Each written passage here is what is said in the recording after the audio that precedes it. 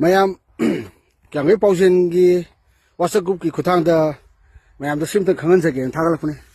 yes yo si am badana hap tro lambi ji am quality le na sim bi sa bi male ado mo yo se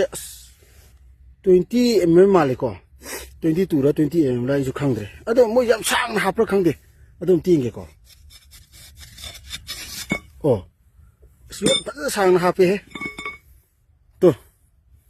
finishing aroi ba lo sel pu je mayam na u ba yot hap ma na na u ta samai to we se sibo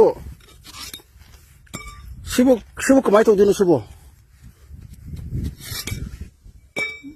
national highway da thari jing je ta ate to pa jaga jing thari jing yot loi hap ye ko si aina ne sa to puni adu moi thamjal mane aina sa to puni adu aina u thamjal bi ai ko hari pham thamjalo ga ha de ai je dum thamjal ge ba to hani pham lai gre ko hani pham lai gre amu sa to ke amu hani pham thamage nam phan sa bi tha bi re to ri se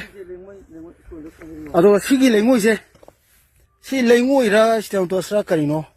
ai di lai ba ku ma le lai khom lai ba lai tuyen pa lai ba ko la thit la te ku su ma le si